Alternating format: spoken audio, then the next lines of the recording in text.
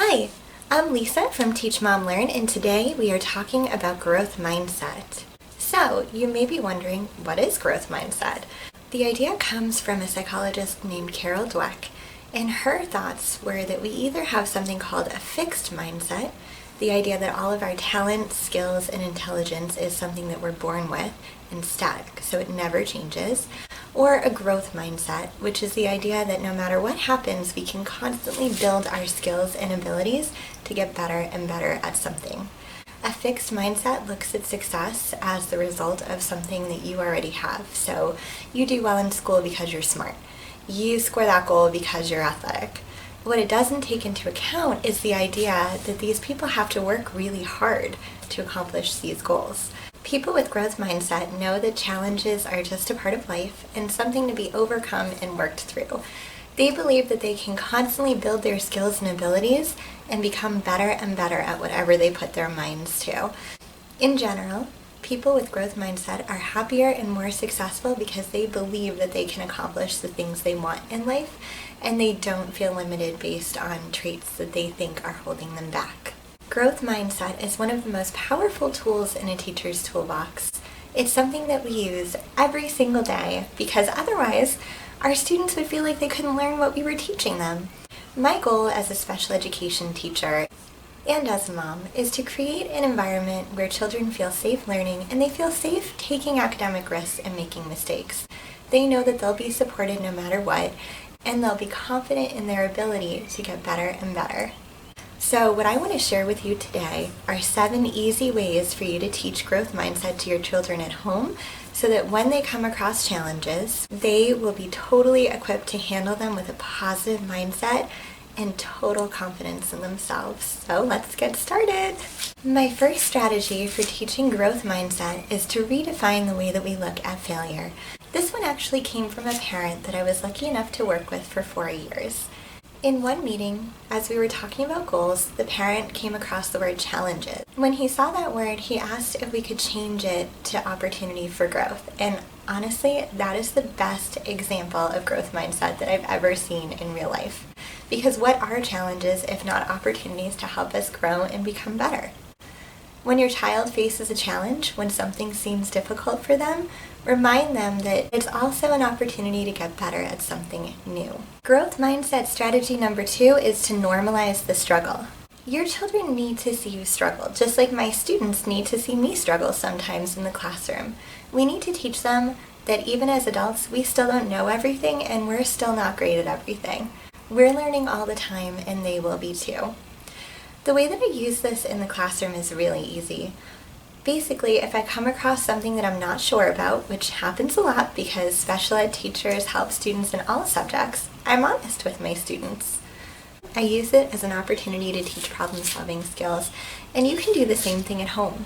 Sometimes, if we're doing a really complicated math problem on the board, I just admit that I don't know how to find the answer in my head, and then we work through the steps to solve the problem together. By admitting that I don't know the answer, it makes the student feel comfortable in the fact that they don't know the answer either.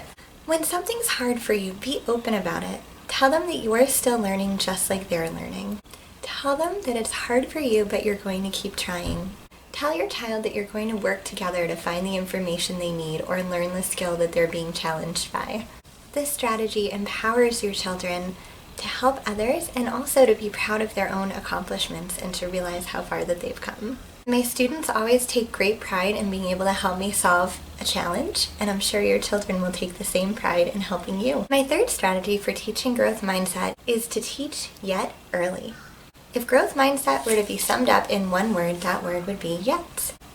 As in, I can't do it yet. I don't know it yet. I'm sure any parent with a child in school has seen posters like this all over the building. Children need to know that not being an expert right away is totally normal. They need to recognize that all of their heroes struggled to get to where they were. They need to understand that they and their skills are growing constantly and that nothing in life is permanent. Almost every success story we hear is a result of tireless effort and growth mindset. Remind your children of this. Teach them this explicitly. Every time they say they can't do something, add that yet in there for them. And the more they hear it, the more they'll internalize the meaning, and before you know it, they'll start adding it in themselves. Growth mindset tip number 4 is to praise effort just as much as success. In teaching, the process is just as important as the result. We see it all the time where a student will be solving a really complex math problem. They'll get the first 5 or 6 steps right, and then they'll make a simple addition error on the answer. The student looks at the problem as wrong, but as a teacher, I look at it as mostly right.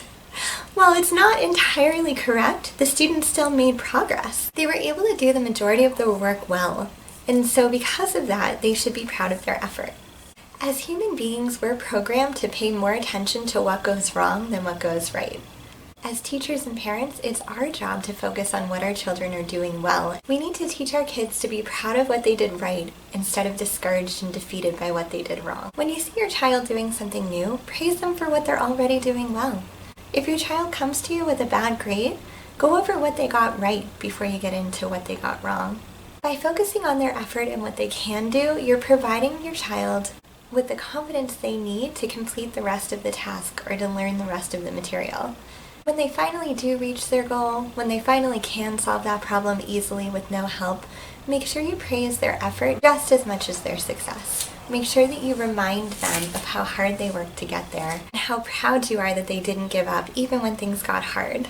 They need to know how much their grit and determination will matter for the rest of their life. Growth mindset tip number 5 is to be explicit about progress. I have 2 folders of student work in my classroom. I have the good work and I have the bad work, and they're both very important. While the good work is fun to look back on and great to use as examples for future students, the bad work drawer is the one that I go to the most.